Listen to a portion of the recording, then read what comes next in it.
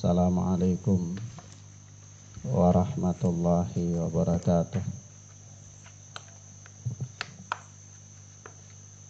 Alhamdulillahi hamdan katsiran thayyiban mubarakan fih kama yuhibbu rabbuna wa yarda. Asyhadu an la ilaha illallah wahdahu la syarika lah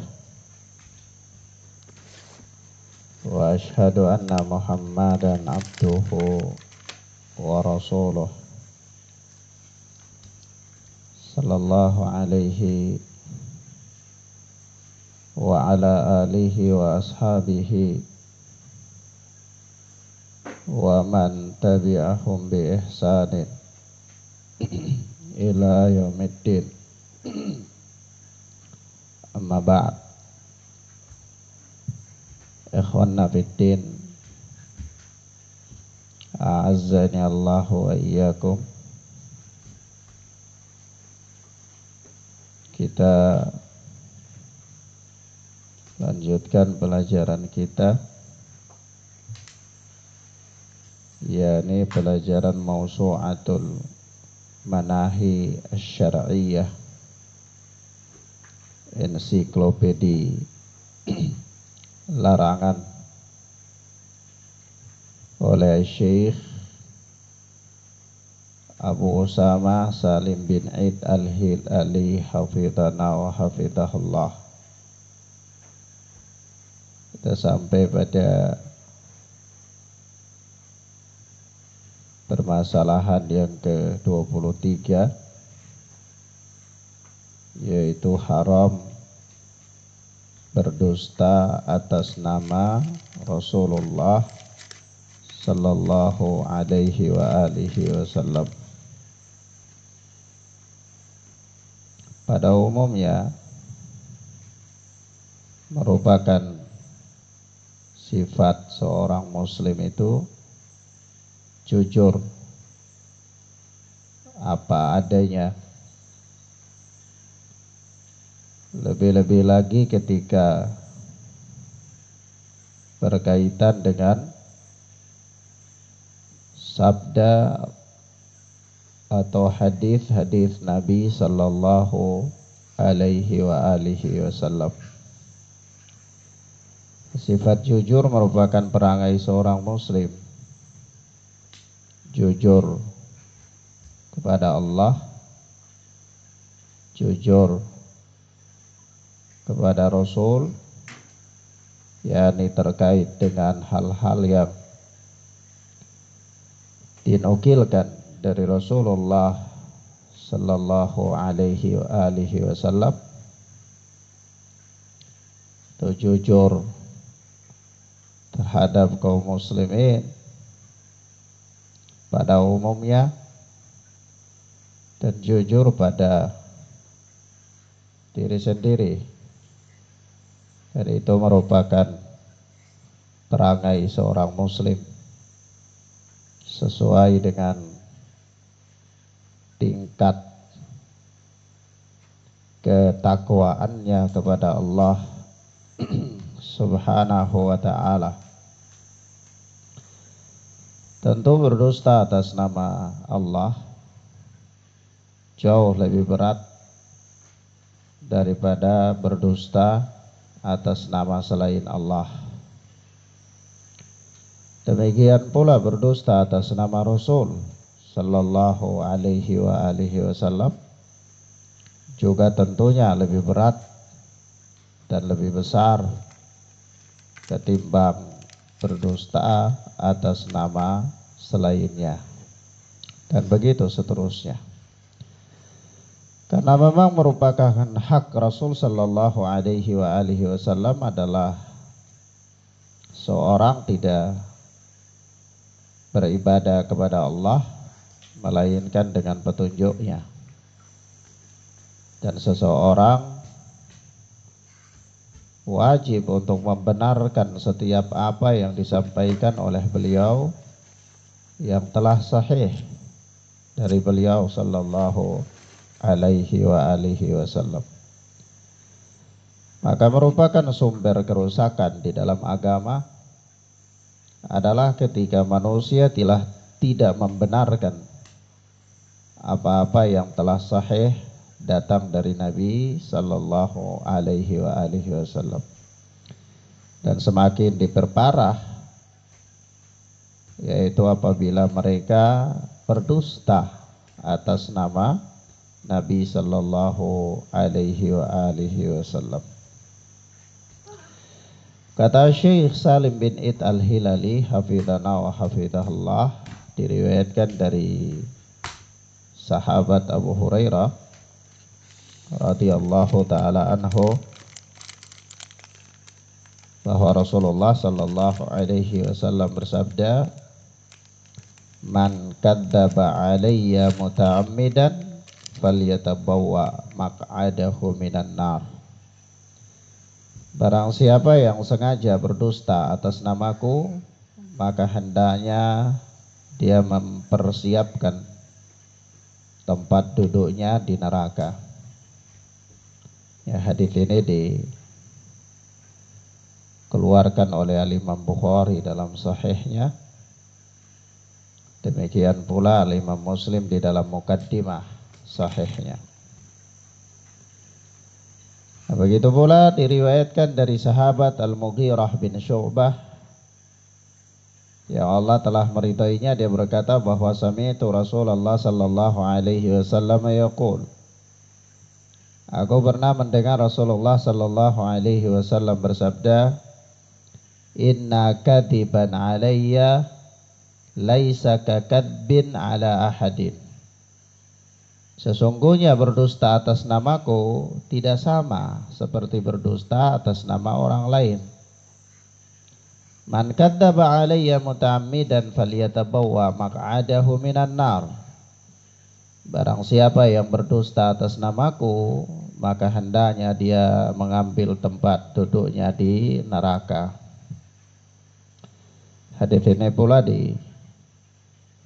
dikeluarkan oleh Al-Imam Muslim rahimahullah di dalam muqaddimah sahihnya, ya. Naam. Begitu pula dalam hadis kata Syekh dari Samurah bin Jundab.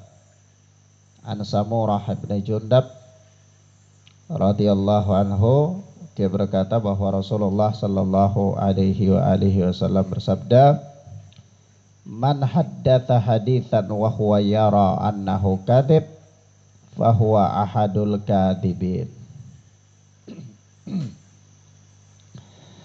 Barang siapa yang meriwayatkan sebuah hadis padahal dia sadar bahwa hadis itu adalah dusta, fa huwa ahadul kadhibin, maka sesungguhnya dia termasuk salah satu dari para pendusta.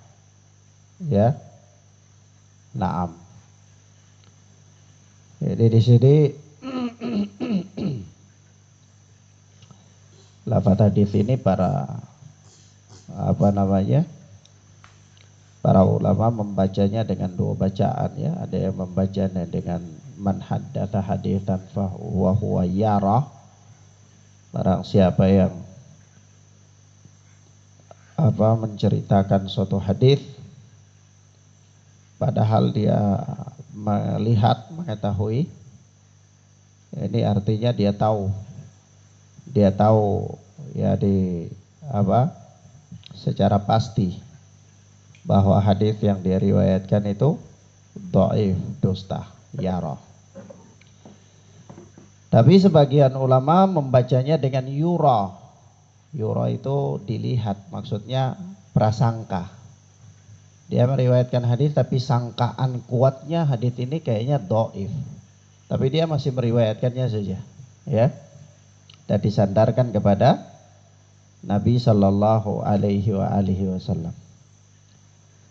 Ala kulli hal di sini bahwa tidak boleh seseorang itu dia menyandarkan sebuah perkataan kepada Nabi atau sebuah perbuatan kepada Nabi sallallahu alaihi wasallam sampai dia pastikan menurut keterangan-keterangan para imam-imam yang terpercaya bahwa kebenaran perbuatan atau ucapan itu disandarkan kepada Nabi.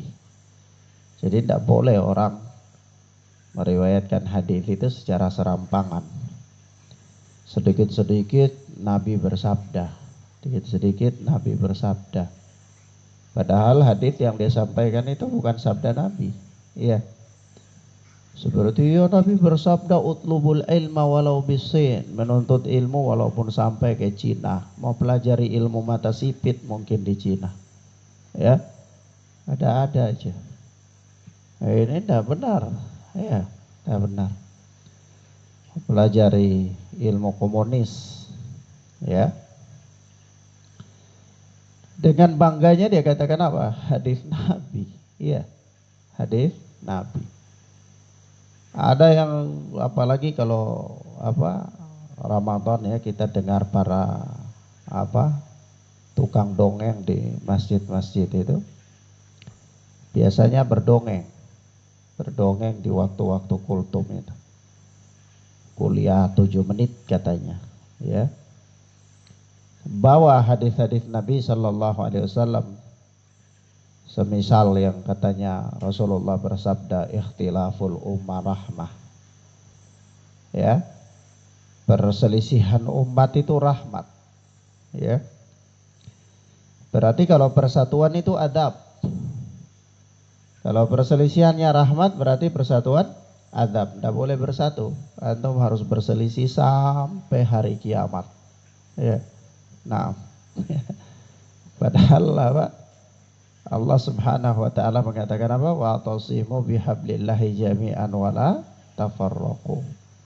Berpegang teguhlah kalian semua dengan agama Allah dan janganlah kalian berpecah belah. Ayat Al-Qur'an memerintahkan untuk bersatu, kok hadis Nabi mengatakan apa? Perselisihan itu rahmat. Ajaib. Ini tidak benar. Ini sebuah kebohongan, kedustaan atas nama Nabi Sallallahu Alaihi Wasallam. Dan hadis-hadis yang semisal banyak sekali. Seperti apalagi kalau Ramadan itu bertebaran hadis-hadis dhaif, ya. Ada para pendongeng mulai naik panggung, ya, diberikan kesempatan untuk berdongeng di masjid-masjid. Ada yang dia bagi Ramadan menjadi 3 bagian. 10 hari pertama itu apa? Rahmat. 10 hari kedua ampunan. 10 hari ketiga apa? Pembebasan dari neraka. Batil. Tidak benar. Siapa yang menentukan itu kepadanya? Ya. Jadi yang semisal dengan ini. Nah, ini adalah sebuah kebatilan. Maka kita katakan kepada setiap muslim bahwa dia wajib baginya sebelum dia menyampaikan atau menyandarkan sebuah ucapan atau sebuah hadis kepada Nabi, perbuatan itu kepada Nabi, dia harus pastikan. Dari mana dia memastikannya? Ya, dia harus, kalau dia orang awam, dia tidak punya ilmu untuk mencari tahu apa hadis ini sahih apa tidak sahih, hadis ini benar apa tidak benar. Ya, dia harus berpegang teguh dengan keterangan orang-orang yang terpercaya. Ya. Misalnya dia, hadis ini Syekh Ahmad Syakir mengatakan sahih. Ya, dia berpegang dengan komentarnya ulama orang-orang yang terpercaya dalam bidang tersebut. Hadis ini dikatakan oleh Syekh Syuaib Al-Arnaud Hasan misalnya. Dikatakan oleh Al-Allama Al-Bani dhaif misalnya. Dia berpegang teguh dengan ucapan para ahli di bidangnya. Ya. Nah. Supaya apa? Ya supaya dia terhindar dari ancaman Rasulullah sallallahu alaihi wasallam, yaitu berdusta atas nama Nabi sallallahu alaihi wasallam. Maka ya ikhwan, dari 3 hadis yang disebutkan oleh Syekh Salim bin Aid Al-Hilali hafidhana wa hafidhahallah, di dalam kitab beliau Mausu'atul Manahi Asy-Syar'iyyah, itu kita dapati beberapa pelajaran. Yang pertama, haram hukumnya berdusta atas nama Nabi sallallahu alaihi wasallam. Ya. Dan berdusta atas nama Nabi itu dosa besar. Dosa besar. Ya, makanya bahaya ya. Bahkan ada orang tidak segan-segan berdusta bukan atas nama Nabi, bahkan malaikat. Mereka berdusta atas nama malaikat. Ya, seolah-olah dia pernah komunikasi dengan malaikat. Ya. Apa dustanya atas nama malaikat? Itu sudah saya telepon Allah Subhanahu wa taala lewat malaikat. Ya. Saya bilang ke malaikat, ya, demikian ini. Batil. Kufur. Ini fasik. Ucapan-ucapan kekafiran yang membawa pelakunya mukhrijan anil millah, keluar dari agama, murtad. Ya. Seperti siapa? Di zaman ini siapa namanya? Mama Gufron. Batil. Menguasai semua bahasa. Bahasa semut, bahasa malaikat, bahasa kepiting, bahasa syaitan, bahasa jin, bahasa semuanya. Tapi semua bahasa itu ada makoli. Apa saja dia ngomong tetap makoli. Makoli itu kalau kita tulis dalam bahasa Arab itu makali. Makali itu gorengan.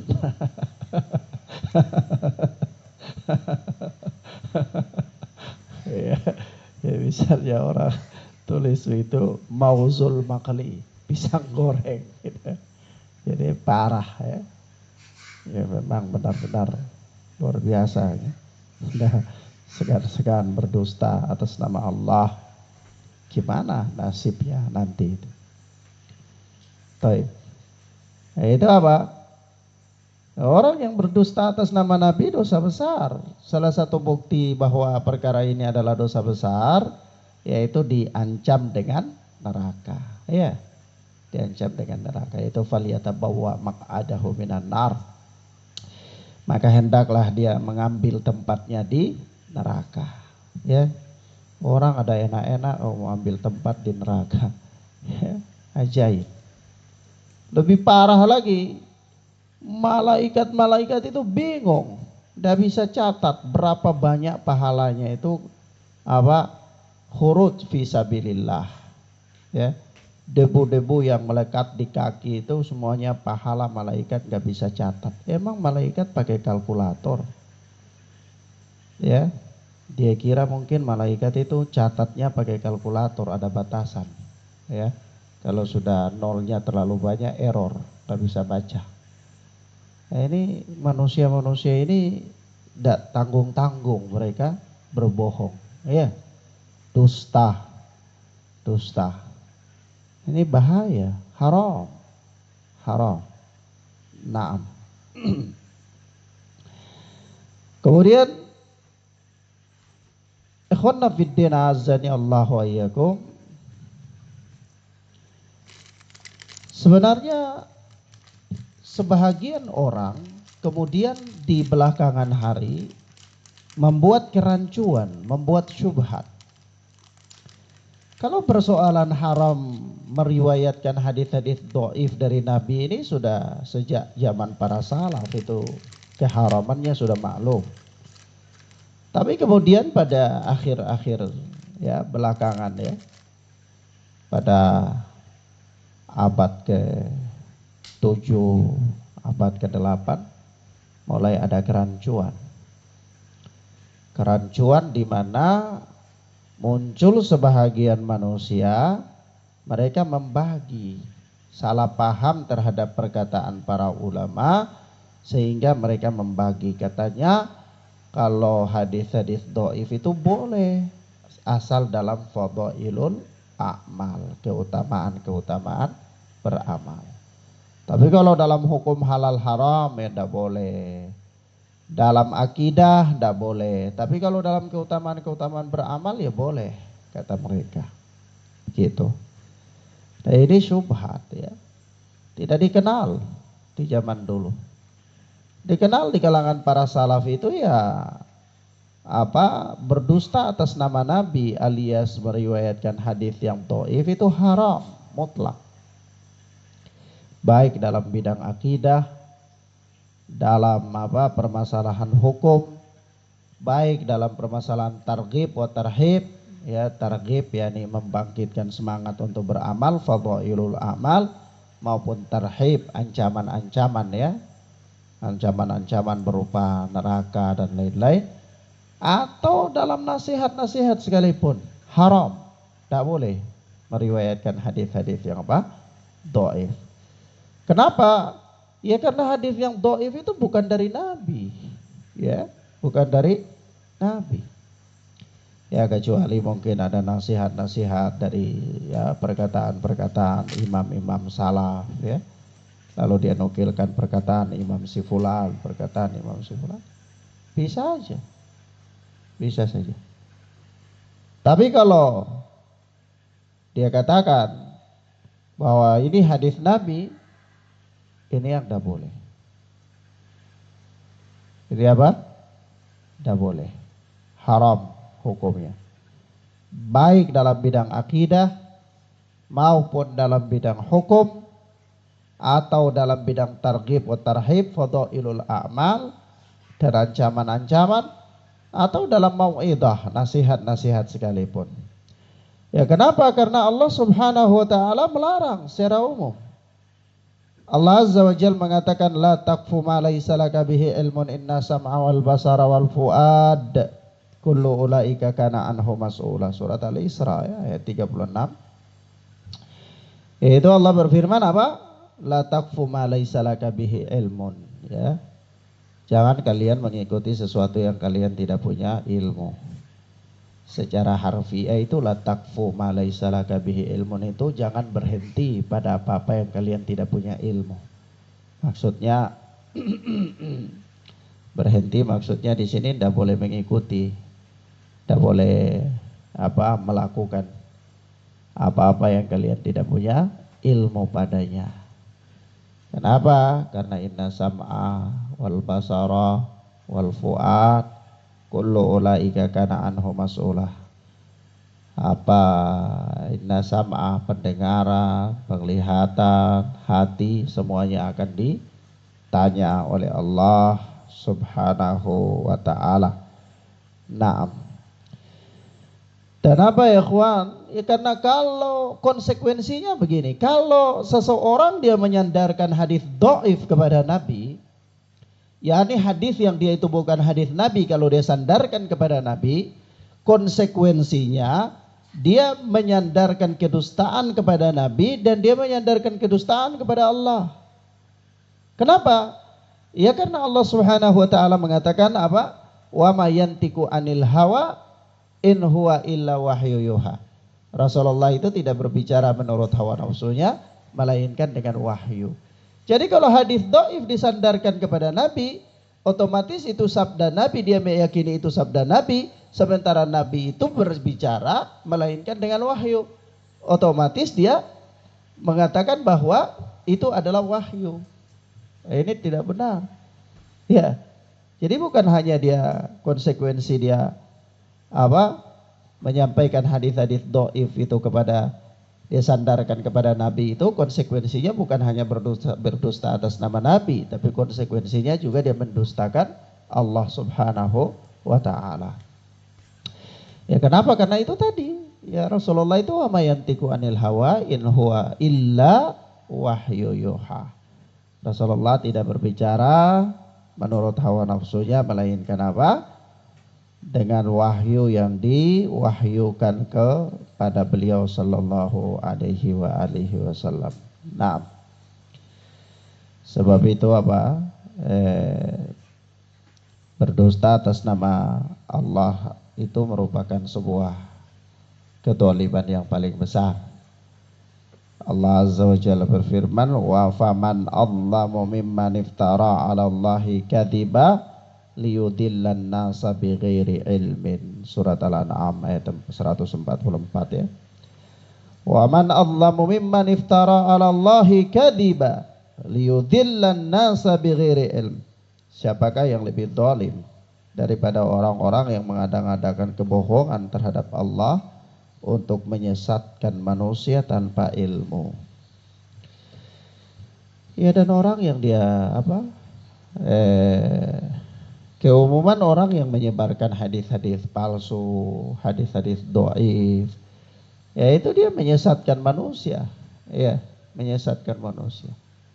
Apalagi ya untuk mendukung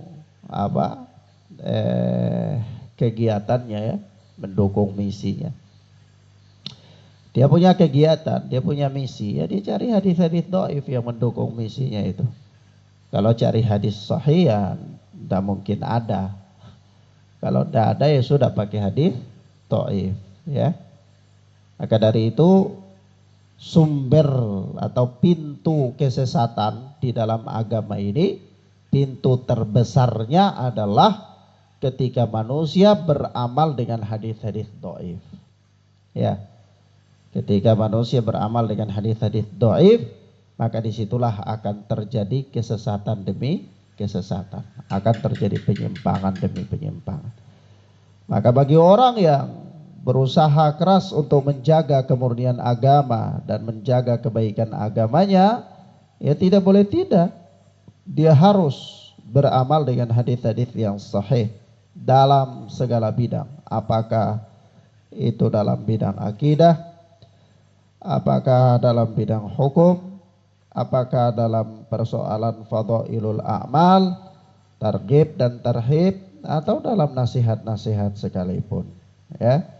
Nah, maka hadis ini cukup, ya, cukup bagi orang-orang yang suka meriwayatkan hadis dhaif. Hendaklah mereka takut kepada Allah agar mereka membangun agama mereka di atas prinsip-prinsip yang kuat, yaitu di atas hadis-hadis yang sahih, sumber hukum yang jelas. Kalau orang mau minum air, itu tentunya dia mencari air yang jernih. Tidak ada orang dia haus pengen minum air, lalu ada air jernih, ada air keruh, dia mau minum air yang keruh. Itu tidak benar. Ya, itu cuman orang gila, ya. Kalau gila, ya gila nggak bisa membedakan mana air jernih, mana air keruh, ya sudah minum aja. Ya, itu orang yang akalnya dan normal, ya. Selama orang yang akalnya masih sehat, itu pasti dia cari air yang jernih. Nah, begitulah cara beragama. Selama orang itu akalnya masih sehat, ya, dalam beragama, maka pasti dia mencari sumber yang jernih. Pasti dia membangun agamanya itu di atas dasar-dasar yang safi, dasar-dasar yang jelas, yang jernih, yang bersih. Nah, ya dasar yang jelas itu, yaitu dia bersihkan hadis-hadis Nabi itu dari hadis-hadis yang maudhu, yang palsu, yang mungkar, yang dhaif, dan seterusnya, ya. Nah, ya, semakin kuatnya hujah seseorang dalam beragama, itu dilihat dari semakin kuatnya dasar hukum yang dia gunakan. Ada orang dia beragama tapi hujahnya nggak kuat. Kenapa? Ya karena dasar hukumnya nggak kuat tadi. Bisa jadi dasar hukumnya hanya sebuah prasangka. Saya baru lewati sebuah bahasan di dalam kitab Syarh Sunnah Al-Baghawi, ya. Al-Imam Al-Baghawi di dalam Syarh Sunnahnya itu. Syarh Sunnah Al-Baghawi itu kitab fikih sebenarnya, ya. Ada berapa jilid, ya? Sudah lupa berapa jilid di maktabat. Luar. Tadi saya baru membaca-baca di bab Kitabul Ilmi. Itu ada sebuah ucapan begini, maka hendaklah kalian itu belajar sebelum datang adhan, dugaan. Yaitu apa? Ya ini orang-orang yang membangun agama mereka dengan prasangka. Ya. Dia hendaklah kalian mempelajari ilmu agama. Ngambil ilmu agama itu dari sumbernya sebelum datang manusia yang membangun agama mereka itu dengan prasangka saja. Kalau kita tanya mereka apa dasar hukumnya, ya udah ini kan begini. Ini kan begini, ya. Ya nah apa dasar nah ini tapi kan dulu begini, tapi begini dan begitu. Ya pokoknya apa? Dugaan, don. Ya ini bahaya sekali. Ya. Lah orang ujian skripsi saja dia tidak bisa membangun argumennya di atas dugaan. Ntar ditanya dosennya, kenapa judulnya begini? Oh ini kira-kira kayaknya begini. Oh nggak pakai, nggak lulus. Baru lihat judul aja udah nggak lulus. Ya, apalagi apa? Masuk pada mempertahankan argumen itu udah boleh. Nah, dan subhanallah ya kawan, itu dalam agama ya, dan dalam semua urusan,